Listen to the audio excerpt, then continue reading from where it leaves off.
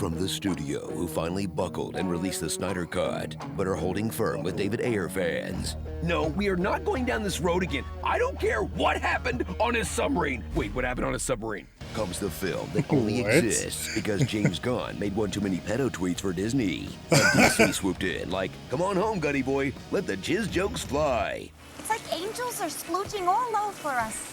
The Suicide Squad.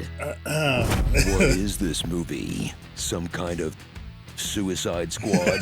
Yes, but also no. Get ready for the same basic premise, but a massively different direction. What the Replacing figurative jokes with actual jokes, endless character introductions with no character introductions, and changing the title from Suicide Squad to The Suicide Squad. See? There's a little "the" on the poster, so everyone knows it's a new movie with a bunch of the same characters. Oh boy, no wonder this bombed.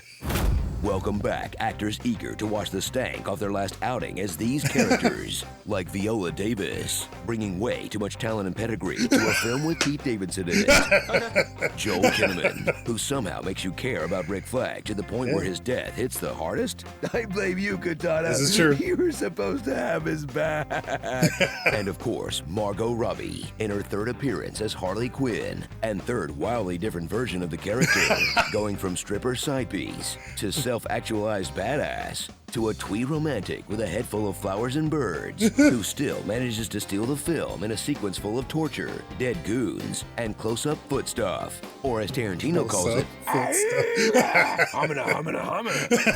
but forget the OG squad. Not that they ever can. There's a whole Suicide Squad in town, featuring Idris Elba as Will Smith said no to the sequel, I mean Bloodsport. This other sharpshooter on a mission to save his daughter will have audiences everywhere wondering if there's a draft of the script that still has Deadshot's name on it. John Cena's Peacemaker, the kind of guy Dwight Schrute imagines himself to be. That's exactly what I do, but better. I am better than you have ever been or ever will be. Then there's Polka Dot Man, a guy cursed with exploding polka dots on the outside and the mental state of your typical incel on the inside.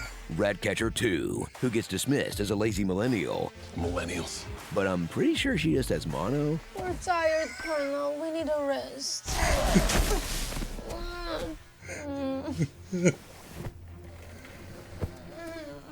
A disgusting weasel you wouldn't let near your children. No, the other one. Some glorified cameos to give James Gunn's buddies a nice payday. And the cutest, actually threatening animal sidekick since the last three cute but actually threatening animal sidekicks.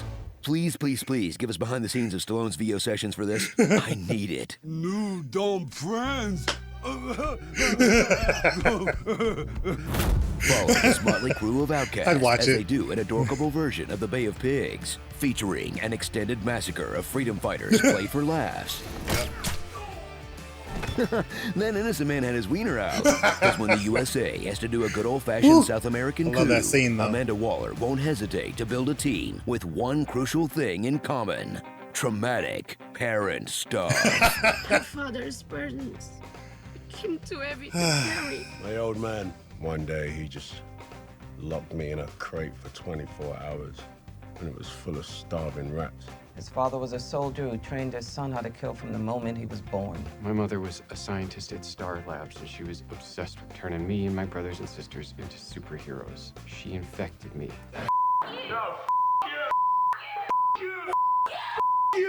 And we don't really know what's up with Harley Quinn's dad, but come on, it's nothing good, right? I think you have a serious case It's of nothing daddy good, right? issues. Yeah. You all do. Even the Guardians all do. James Gunn hates dads. When Thanos took my home world, he killed my parents in front of me. Every time my sister prevailed, my father would replace a piece of me with machinery. Just like my own damn parents who sold me, their own little baby, into slavery. That's my freaking father! And apparently birds too. Birds too.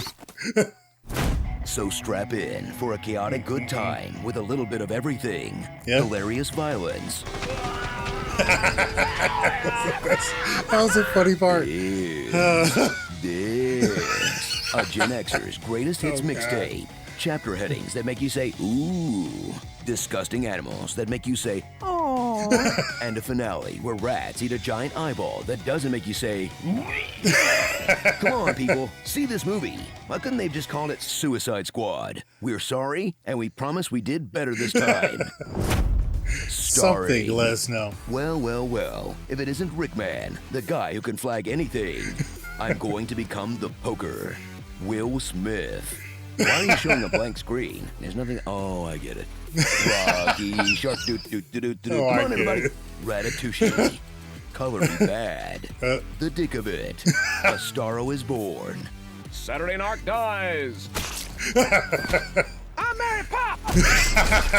And the air cut. Oh, To show that to. Goddamn people deserve to know. I need that drive, Colonel. No one is saying what they did was right. When information gets out, it causes an international incident. Suicide Squad. We're sorry, and we promise we did better this time. there we go. That's what it should have been. It takes everyone way too long to figure out the anti-Starro strategy is just cover your face. Feels like that would be kind of your first reflex if a big starfish was flying straight at it. Thank you. Right? No? All right, look, we talked about this enough. You know my thoughts on the Suicide Squad. I will say, if you haven't seen it, watch it. Watch it. I think a lot of people did watch it on HBO Max, though, but I know barely anybody wants to go see it in the theaters.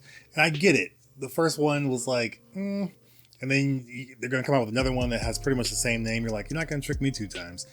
I get it. I would have been the same way normally because the first one was just kind of a dud for me. It was the only one that was there, so I would watch it. But I would rather watch Assault and Arkham, and there's another Suicide Squad animated film. I will watch those before I watch this one. But I wish more people went to go see this. I hope it's not a situation where Warner Brothers is like, all right, we're going to go back to the safe stuff, even though the safe stuff was bad. I don't know, because they still have issues figuring out some of these characters. But again, you guys know that I want them to do more stuff with their villains because I feel like they're doing that a lot better than Marvel. So that's pretty much what it is. If you haven't seen it, please see it. I had somebody comment the other day that they thought it was too wacky because there's a shark guy and then there's something else. They're like, oh shit, it was too wacky. The story was good, but it was just too crazy. I'm like, did you watch the first one? They said the first one was better. I'm very confused by your comment. I don't even know if I responded to it. But the first one is very wacky. I mean, there's a witch. There's a crocodile man. They got Killer Croc in there. Like they got all the same things pretty much happening for the most part. This one is a lot wackier because again, it's James Gunn. You just kind of expect that. But I was very confused by that comment. So if you could please explain to me a little more detail why you think the first one's better, even though that story is way. And I won't say it's convoluted, but it's just it doesn't grab me or it doesn't connect you really in any way. It's just weird. The pacing's off. The editing's weird. It's just not good. And this in comparison is a much better experience. So I'm really confused by that, but that's just me. Overall, you guys know my thoughts on this. We've talked about it a couple times so far. Let me know your thoughts on the Honest trailer for this. To my Hyper Crew members, Brian Tidwell, Steve O, Slepnir, K6013, Dash Milner, and Daniel Lopez. Thank you guys so much for being a part of that crew. I really do appreciate it. You guys get a verbal shout out by me in every video. If you're interested in getting verbal shout outs or you want to join to see what the memberships are like, hit that join button down below. You'll see more information there. While you're still here, hit that like button. It really just helps me out. Lets me know exactly what you guys want to see more of. So I would thank you guys so much if you could do that for me. Also, if you're not subscribed, think about subscribing. I think we have a good time here. We like to laugh, we like to smile, we like to talk about movies and TV. Hit that subscribe button. You will not regret it. You can also watch our most popular videos on the channel right over here. You can see our most recent reaction right up there as well. If you've seen all that, I'll see you guys in the comments. We'll talk about this.